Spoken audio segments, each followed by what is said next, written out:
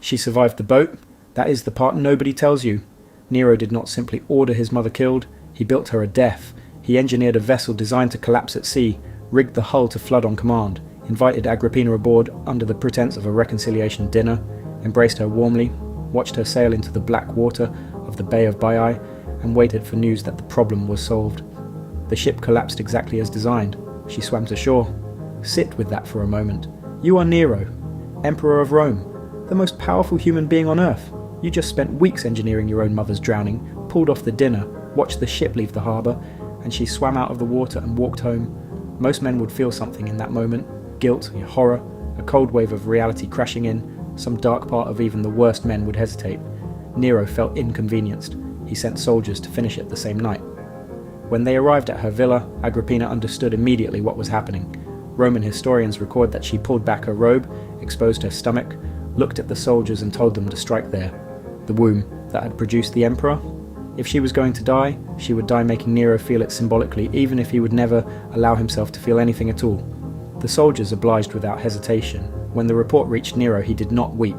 He did not rage. He did not sit in silence with what he had done. He asked to see the body. He travelled to where she lay, and he stood over his mother's corpse and examined her.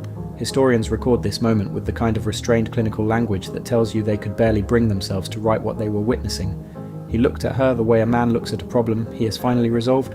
Assessed, noted, moved on. This was not madness. That is the critical thing to understand here. Madness would be easier. Madness gives you a category to put it in, a way to separate it from normal human behaviour, a reason to dismiss it as an aberration. What Nero displayed standing over Agrippina's body was not madness. It was the complete and total absence of the internal architecture that makes other people real to you. Philosophers call it a failure of moral imagination. Psychologists have other names for it, but what it looks like in practice is a man examining his mother's corpse with the emotional register of someone checking whether a door has been properly locked. And the following morning, the Roman Senate sent their congratulations. That is the line that should stop you completely. Not the murder, not the rigged boat, not the examination of the body, the congratulations, because what that tells you is that Nero did not emerge from nowhere. He was not a freak accident of history. He was the product of a system that rewarded exactly this kind of thinking, excused exactly this kind of behaviour, and applauded exactly this kind of result when the person eliminated was inconvenient enough. Now here is what the history books consistently leave out because it complicates the clean villain narrative. Agrippina was not innocent. She had poisoned Claudius, the emperor before Nero and her own husband, specifically to clear the path for her son's ascension. She had controlled, manipulated, and positioned Nero from childhood like a chess piece she intended to place on the board at exactly the right moment. She did not raise a son. She engineered an emperor. She taught him that power was the only currency that mattered, that people were instruments to be used, that sentiment was weakness and sentiment toward her specifically would be the thing that destroyed him. She built the monster. She handed the monster its first lessons, and when the monster became powerful enough to no longer need its maker, it applied everything she had taught it directly to her. There is a philosophy buried in this that Machiavelli understood, and most people refuse to accept. Power does not corrupt randomly. It accelerates whatever is already there. Agrippina planted something specific in Nero, and Rome watered it with 17 years of absolute authority and zero consequences, and then acted shocked at what grew. If you have ever watched someone rise high enough that they stopped recognizing the people who built them, if you have ever been on the receiving end of someone who used you precisely as long as you were useful and discarded you the moment you weren't, you already understand something about Nero that Rome's Senate refused to put in the official record. This is what unchecked power with no conscience produces. Not a cartoon villain, not a madman you can safely dismiss, a calm, deliberate human being who has simply stopped experiencing other people as real. And Agrippina was not the last person to discover that. She was not even close to the last. Nero did not hate his first wife. That is the part that makes it worse. Octavia was by all historical accounts a dignified, composed, and entirely blameless woman. She had done nothing to earn what was coming. She had committed no betrayal, no scandal, no political manoeuvre against the man she was married to. Her only crime was being married to a man who had grown tired of her and found someone he wanted more. Her name was Poppaea Sabina, beautiful, politically sharp, and entirely clear about what she wanted. She wanted the throne next to Nero's. Octavia was in the way. Nero solved it the same way he solved everything, methodically, without visible emotion. First he exiled Octavia to the island of Pandateria on charges of adultery. The charges were fabricated. Everyone in Rome knew the charges were fabricated. The servants who were tortured to produce confessions refused to confirm them because there was nothing to confirm. One of Octavia's maids, when told during torture to admit her mistress's guilt, reportedly told the interrogator that Octavia's body was cleaner than his mouth. They tortured her anyway. None of it produced a real confession because there was no real crime. Nero proceeded regardless. He had Octavia executed on the island shortly after the exile. Then he sent her severed head to Poppaea. Read that again slowly, because it is the kind of sentence that the history books place between other sentences as though it is simply one more fact.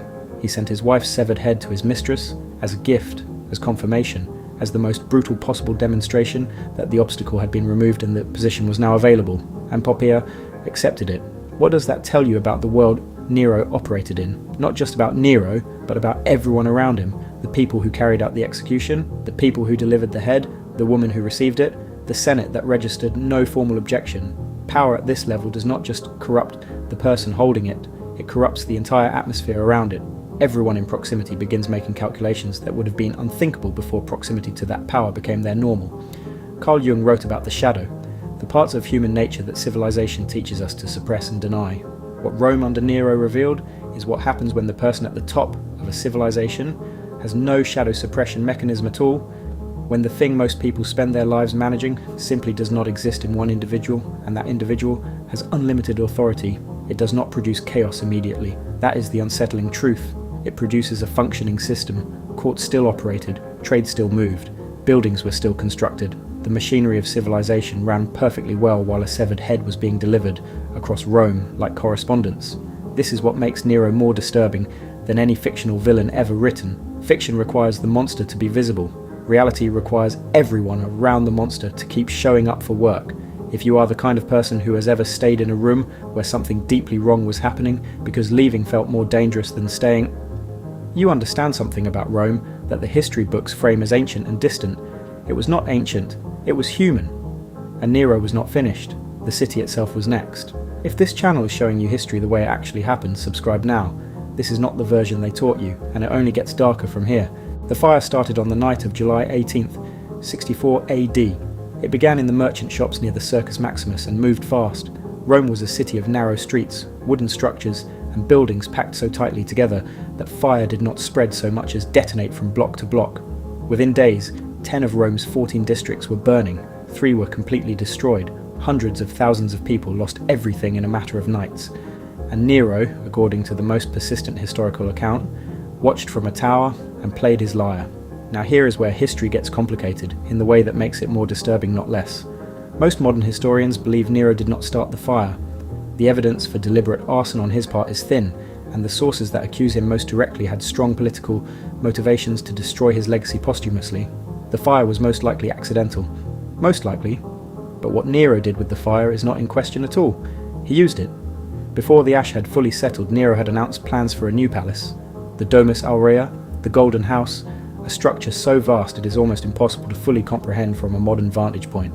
It covered somewhere between 100 and 300 acres in the centre of Rome, depending on which historian you read. It had a rotating dining room, ceilings that opened to shower guests with flower petals and perfume, a man-made lake so large that when Nero died and the palace was torn down, his successors built the Colosseum in the space where the lake had been. The Colosseum, one of the largest amphitheatres ever constructed in human history, built in a hole left by one man's private pond. The entrance of the Domus Aurea featured a bronze statue of Nero himself, 120 feet tall. For reference, the Statue of Liberty stands 151 feet from base to torch. Nero built a statue of himself in his own front yard that approached those proportions in 64 AD, with his city still smouldering. He reportedly said when it was finally completed, "Good, now I can at last begin to live like a human being." Rome had just burned. Hundreds of thousands of his citizens were displaced, destitute, living in temporary shelters, and the emperor declared that his new 300-acre golden palace was the bare minimum required for human dignity. He needed a scapegoat. The scale of the rebuilding, the obvious personal benefit Nero had extracted from the disaster, the rumours about the liar. Rome was restless in a way that made even Nero's inner circle nervous. He found his scapegoat in a small and politically powerless religious group that most Romans barely understood. The Christians, he blamed them for the fire. There is no credible historical evidence they were responsible. Nero proceeded regardless. What followed was the first systematic state persecution of Christians in Roman history. Executions were carried out as public entertainment. Tacitus, the Roman historian, records methods that are difficult to read even 2,000 years later. People burned as human torches to light Nero's garden parties. People wrapped in animal skins and torn apart by dogs in the arena. Executions designed not merely to kill, but to humiliate, to spectacle, to send a message to anyone watching that this is what happens when you become inconvenient to Rome. And Rome watched. That is the part Tacitus records carefully. He notes that even among Romans who had no sympathy for Christians, a growing unease developed. Not moral outrage exactly, something more like the dawning recognition that a government willing to do this to anyone might eventually decide to do it to anyone. They were right to be uneasy, but they were too late. Here is the philosophical truth underneath all of this that no history textbook will frame for you. Nero did not invent the use of catastrophe as political opportunity. He perfected something that had always existed in the architecture of power: the manufactured enemy, the redirected anger, the spectacle that keeps the population looking at the arena instead of the palace being constructed behind them. This did not die with Rome. It never died at all. Nero understood something about human attention that most rulers before him had only partially grasped. Pain is private, spectacle is public, and public spectacle of sufficient scale can make an entire population feel like participants rather than victims. The persecution of Christians under Nero was not simply violence, it was theatre, carefully staged, deliberately public, designed to do several things simultaneously: redirect blame for the fire, demonstrate the absolute reach of imperial power, and give Rome's population something to watch that was more immediate and visceral than their own displacement and suffering. The methods Tacitus records are specific, and they are important to name directly because sanitizing them sanitizes what Nero actually was. People were sewn into animal skins, brought into the arena, and hunted by dogs, trained for exactly this purpose. People were crucified. People were covered in pitch and set alight after dark to serve as human torches illuminating Nero's garden parties. This was not hidden. This was not conducted in secret locations. These were public events, scheduled, attended. Nero himself was reportedly present at many of them, moving through his torchlit gardens while the lights burned. The crowds came. That is the thing history asks you to sit with. The crowds came. Not all of them enthusiastically. Tacitus notes that even citizens who despised Christians began feeling something closer to pity than satisfaction as the spectacles continued.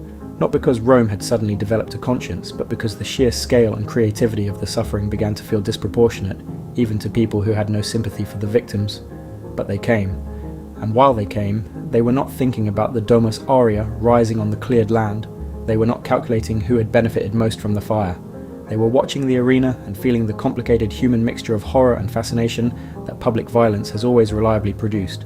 This is what Epictetus, who lived through the tail end of this period as a slave, would later write about with a clarity that still cuts. Most people never examine what is actually being done to their attention.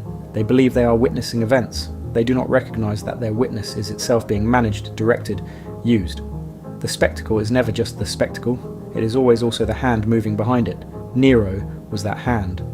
And here is the layer that should disturb you most. The Christians Nero targeted were not a political threat. They were not organizing against him. They were not armed. They had no structural power, no military capacity, no meaningful influence over Roman institutions. They were chosen precisely because they were powerless, because persecution of the powerless carries no political cost and produces maximum spectacle at minimum risk. Machiavelli would have recognized it immediately. Strike where there is no capacity to strike back. Make the example large enough that everyone who does have power understands the implicit message, and frame the violence as justice so the population feels like participants in something righteous rather than witnesses to something calculated. It worked. For a while it always works. The question Nero never seriously considered was what happens when the population runs out of acceptable targets and starts looking at who has been directing their attention all along. He would find out soon enough. But not before doing one final thing that history records as almost incomprehensibly tone deaf, and that psychology recognizes as the signature of a specific kind of mind that has become so enclosed in its own reality that external consequence simply stops registering. He went on an artistic tour of Greece while Rome began to collapse around him, and he came home to find that Rome had finally had enough.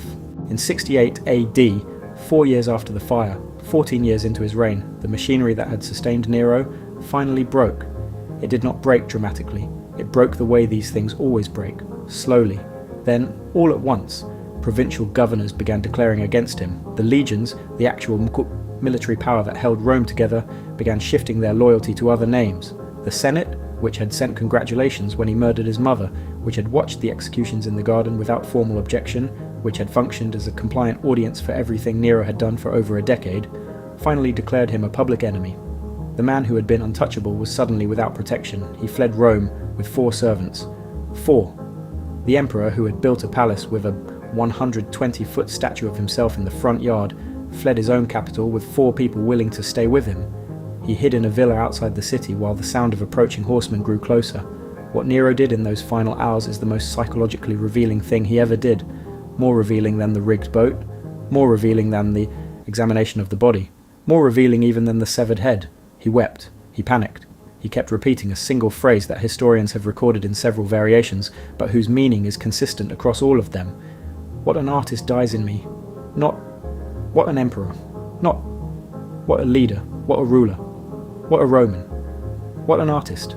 In the final moments of his life, with soldiers closing in, with everything he had built through murder and manipulation and spectacle collapsing around him, what Nero mourned was his own artistic legacy.